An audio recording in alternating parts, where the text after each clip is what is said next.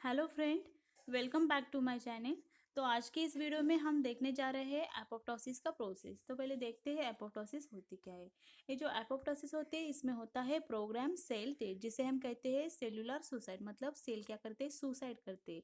लेकिन सेल हमारी बॉडी की क्यों सुसाइड करती है, तो उसके पीछे क्या क्या रीज़न हो सकते हैं। सपोज हमारी बॉडी में कोई भी कैंसरस सेल बन रही है या हमारी बॉडी की सेल को वायरस ने इन्फेक्ट किया है, तो इस तरह की सेल हमारी बॉडी के लिए बिल्कुल भी यूज़फुल नहीं होती। तो इस तरह की सेल को हमारी बॉडी क्या करती है, रिमूव करती है। मतलब उसको क्या करती है, किल करती है। और ये जो प्रोसेस होता है जिसे हम कहते हैं प्रोग्राम सेल डेथ और सेलुलर सुसाइड, मतलब एपोप्टोसिस।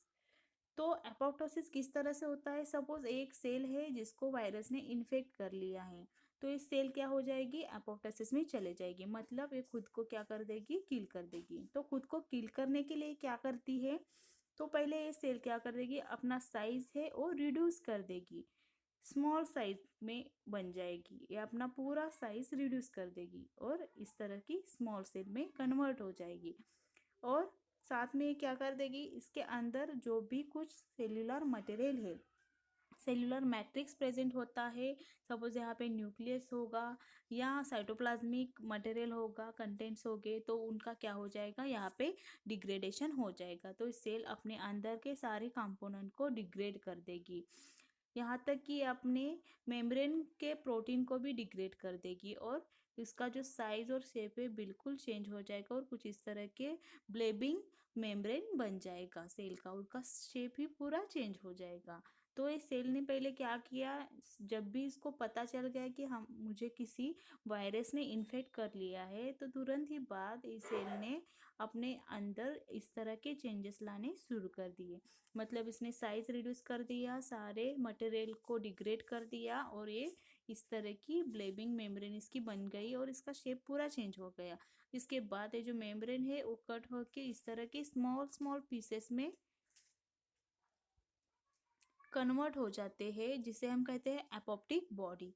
तो ये जो एपोप्टिक बॉडीज इस सेल से बनी है, इस एपोप्टिक बॉडीज को हमारी बॉडी के फैगोसाइटिक जो सेल्स होते हैं वो क्या करते हैं, रिकॉग्नाइज करते हैं। और रिकॉग्नाइज करने के बाद ये इसे एंगल्फ कर लेते हैं।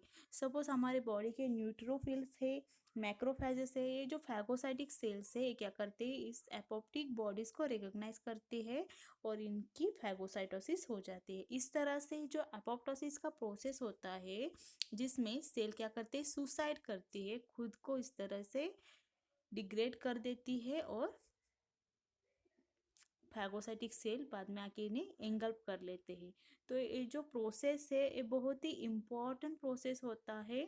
इसका हमारे बॉडी में बहुत ही इम्पॉर्टेंट रोल होता है। जब भी मेटामॉर्फोसिस होती है या मार्फो मार्फोजेनेसिस होती है, तो इन प्रोसेस में एपोप्टिस बहुत ही इम्पोर्टेंट रोल प्ले करता है। इससे क्या हो जाएगा, प्री कैंसरस और वायरस इन्फेक्टेड सेल को भी इलिमिनेट किया जाएगा। और आपने पढ़ा ही होगा एम्ब्रियोलॉजी में, जब भी एम्ब्रियो बनता है तो एम्ब्रियो जब शुरू में बनता है तो इस तरह के हमारा जो हैंड है, इसके जो फिंगर्स है, ये डिजिट है, क्या होते हैं, पहले एक साथ होते हैं। यहाँ पे भी क्या होता है, सेल्स होते हैं, बीच में सेल्स होते हैं। लेकिन ड्यूरिंग एम्ब्रियोलॉजिकल डेवलपमेंट ये जो प्रोसेस है एपोप्टोसिस का प्रोसेस हो जाता है, जिसकी वजह से मॉर्फोजेनेसिस हो जाती है, मेटामॉर्फोसिस हो जाता है। और ये जो प्रोसेस होता है इसमें क्या हो जाता है, जो एक्सेस सेल बन गए हैं हमारी बॉडी में उनका एपोप्टोसिस हो जाता है, जिसकी वजह से हमारी बॉडी का बैलेंस जो है वो मेंटेन होता है। तो यहाँ पे हम पहले देखेंगे एपोप्टोसिस इन सी इलेगांस। तो ये जो सी इलेगांस है ये डेवलपमेंटल बायोलॉजी का मॉडल ऑर्गेनिज्म है। तो इससे ही क्यों यहाँ पे सिलेक्ट कर दिया है, तो ये जो ऑर्गेनिज्म है इसका जो साइज होता है वो स्मॉल साइज का ऑर्गेनिज्म होता है। इसकी जो बॉडी है कुछ इस तरह की होती है, थीन लेयर की होती है। और ये जो ऑर्गेनिज्म है वो इजीली ग्रो कर सकता है। अगर यहाँ पे देखें तो इसकी जो एम्ब्रियोलॉजिकल डेवलपमेंट होती है, वो जो एम्ब्रियो इसकी स्टेज होती है वहाँ पे बहुत ही लिमिटेड सेल्स होती है, जिसकी वजह से इस ऑर्गेनिज्म का स्टडी करना बिल्कुल ईजी हो जाता है। तो एम्ब्रियोनिक स्टेज में इसके अंदर ओनली 1090 सेल्स होती है। इसमें से भी 131 सेल का एपोप्टोसिस हो जाता है। तो सी इलेगांस में जो एपोप्टोसिस होती है इसमें कौन कौन से जीन्स इन्वॉल्व होते हैं यही हम यहाँ पे देखने वाले हैं। तो यहाँ पे जो सी इलेगांस में एपोप्टोसिस के लिए जीन जो रिस्पॉन्सिबल होते हैं उनका नाम होता है सेड 4 एंड सेड 3 जीन्स। ये जो सेड 4 जीन होता है ये क्या करता है, सेड 3 जीन को एक्टिवेट करता है। तो यहाँ पे मैंने इस तरह का जो सिंगल एरो दिखाया है ये एरो एक्टिवेशन के लिए होता है। तो यहाँ पे जो सेड 4 जीन होता है वो क्या करता है, सेड 3 को एक्टिवेट करता है। और ये जो सेड 3 जीन जब एक्टिवेट हो जाता है तब इस सेल जो होती है वो एपोप्टोसिस में जाती है। अगर यहाँ पे हम एक्सपेरिमेंटली देखें कि सेड 4 जो जीन होता है वो ओवर एक्सप्रेस हो रहा है, इस तरह का जो एरो दिखाया है वो ओवर एक्सप्रेशन के लिए होता है। ओके। और यहाँ पे जो सेड 3 है इसका क्या हो रहा है, इनएक्टिवेशन हो रहा है। ये एरो है इनएक्टिवेशन के लिए यहाँ पे दिखाया है। तो इस तरह के क्वेश्चन जो होते हैं और नेट एग्जाम में आते हैं, तो ये बहुत ही इम्पोर्टेंट टॉपिक होता है डेवलपमेंटल बायोलॉजी का, जिसके ऊपर हमेशा नेट में क्वेश्चन आते ही है। तो ये जो सेड 4 जीन है इसका क्या हो रहा है, ओवर एक्टिवेशन और डोमिनेंटली एक्सप्रेस हो रहा है ये जीन। और सेड 3 जो है वो क्या हो रहा है, रेसेसिवली एक्सप्रेस हो रहा है, मतलब यहाँ पे वो क्या हो रहा है, इनएक्टिवेट हो रहा है। तो इस टाइम उस सेल की एपोप्टोसिस होगी या नहीं होगी, इस तरह के क्वेश्चन आते हैं।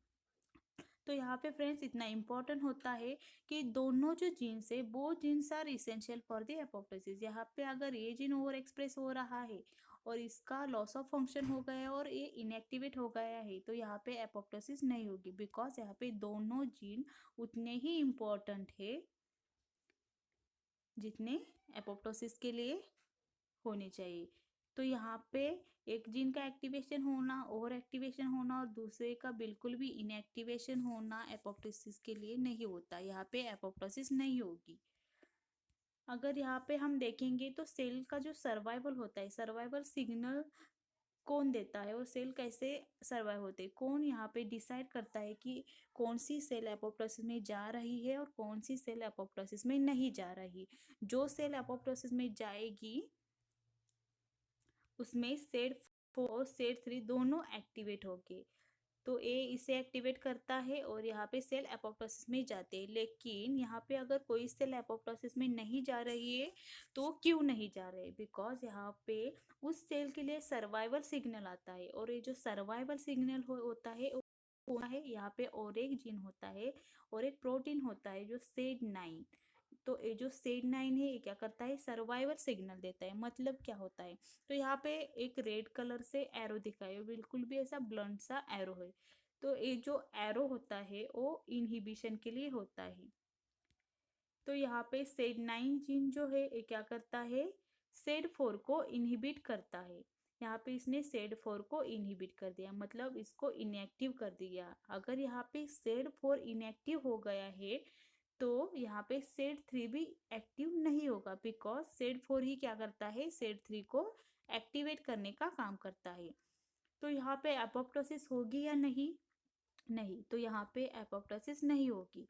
यहाँ पे सर्वाइवल सिग्नल दिया है सेड 9 ने, सेड 4 को क्या करता है, सेड 9 इनहिबिट करता है, मतलब इसको इनएक्टिव करता है। और यहाँ पे सेड 4 ही एक्टिवेट नहीं होगा तो ये सेड 3 को एक्टिवेट नहीं कर पाएगा, तो यहाँ पे एपोप्टोसिस नहीं होगी। तो ये जो सेल है वो सरवाइव करेगी। ओके। तो सेल डेथ कैसे होती है, सेल की अपोप्टोसिस कैसे होती है और इसके लिए कौन सिग्नल देता है। तो यहाँ पे ईगल 1 एक जीन होता है, EGL1 मीन्स इसको हम कहते हैं ईगल 1। ये जो ईगल 1 जीन है ये क्या करता है, सेड 9 को इनहिबिट करता है। तो हमने यहाँ पे देखा सेड 9 है ये क्या करता है, सर्वाइवल सिग्नल देता है। ओके। तो अगर सर्वाइवल सिग्नल देने वाले जीन को ही यहाँ पे इनहिबिट कर दिया है तो यहाँ पे क्या होगा, एपोप्टोसिस होगी।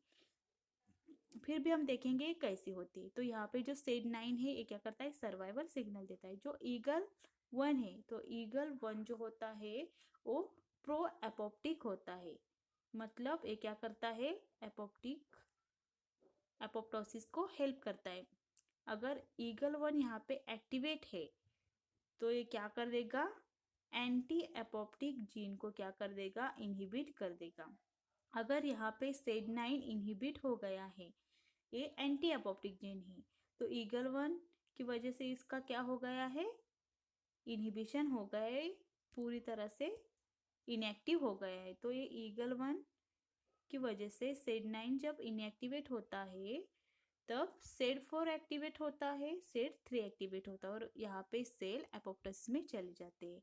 तो यहाँ पे समझने वाली बात है, अगर SED9 एक्टिवेट है तो यहाँ पे एपोप्टोसिस नहीं हुई, बिकॉज ये क्या करता है, ये जो दो जीन से एपोप्टोसिस करने वाले, तो इनको क्या करते हैं, इनहिबिट करते हैं। अगर यहाँ पे एक भी जीन इनहिबिट हो गया तो ये आगे वाले को एक्टिवेट नहीं कर सकता, तो यहाँ पे एपोप्टोसिस नहीं हुई, बिकॉज यहाँ पे सर्वाइवल सिग्नल आ गया है।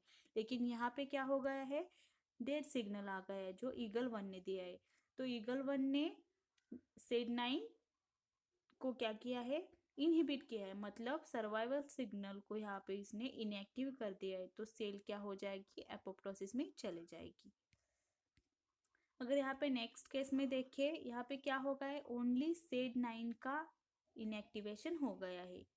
तो SED9 का यहाँ पे इनएक्टिवेशन हो गया है, मतलब यहाँ पे SED4 एक्टिवेट है, क्योंकि SED9 क्या करता है, SED4 को इनएक्टिव करता है। SED9 खुद ही इनएक्टिव है, लॉस ऑफ फंक्शन इसमें हो गया है, तो SED4 को कोई भी यहाँ पे जीन नहीं जो कि इनएक्टिवेट कर सकता है। तो यहाँ पे SED4 जो है वो एक्टिवेट हो जाएगा, मतलब वो नॉर्मल में एक्टिवेट ही रहता है। तो ये SED4 क्या करेगा, SED3 को एक्टिवेट करेगा और सेल एपोप्टोसिस में चले जाएगी। सेम उसी तरह यहाँ पे ईगल 1 जीन प्रो एपोप्टिक है, जिसकी वजह से एपोप्टोसिस होती है। अगर ईगल 1 ही यहाँ पे इनएक्टिव हो गया है, इस जीन में ही अगर क्या हो गया है, लॉस ऑफ फंक्शन हो गया है, तो ये क्या करेगा, ये जो एंटी एपोप्टिक SED9 जीन है इसको इनहिबिट नहीं कर पाएगा, बिकॉज ये खुद ही क्या है, इनएक्टिव हो गया है, इसका ही फंक्शन क्या हो गया है, लॉस हो गया है। तो ये जो डेड सिग्नल देने वाला जीन है क्या हो गया है, नॉन फंक्शनल हो गया है, इनएक्टिव हो गया है। तो यहाँ पे जो SED9 है ये एक्टिवेट हो जाएगा, तो SED9 ही एक्टिवेट रहेगा, इसको इनहिबिट नहीं कर पाएगा ईगल 1, बिकॉज इसमें लॉस ऑफ फंक्शन हो गया है। तो ये जो एंटी एपोप्टिक जीन है ये यहाँ पे एक्टिवेट है, तो क्या हो जाएगा, एपोप्टोसिस नहीं होगी, मतलब नो एपोप्टोसिस। लेकिन कैसे, तो मैंने पहले ही बताया है कि यहाँ पे SED9 क्या करता है, सर्वाइवल सिग्नल देता है, मतलब ये क्या करता है, SED4 और SED3 को क्या करता है, इनहिबिट करता है, मतलब इनको क्या करता है, ये नॉन फंक्शनल कर देता है, इनहिबिट करता है। तो ये SED4 और SED3 जो है वो इनएक्टिव हो जाएंगे, और ये इनएक्टिव हो गए तब यहाँ पे अपोप्टोसिस नहीं होगी, बिकॉज यहाँ पे जो सर्वाइवल सिग्नल दे रहा है वो है SED9। तो फ्रेंड्स, ये था एपोप्टोसिस जो कि C इलेगन में होता है, और इस पर बहुत सारे क्वेश्चन आते हैं हर बार, इस टॉपिक पे और इस बीट पे क्वेश्चन आते हैं CSIR नेट में। तो प्लीज़ इसे अच्छे से समझ लेना। अगर ये वीडियो आपको पसंद आई हो तो मेरे चैनल को लाइक कीजिए, शेयर कीजिए और प्लीज़ सब्सक्राइब कीजिए। Thank you.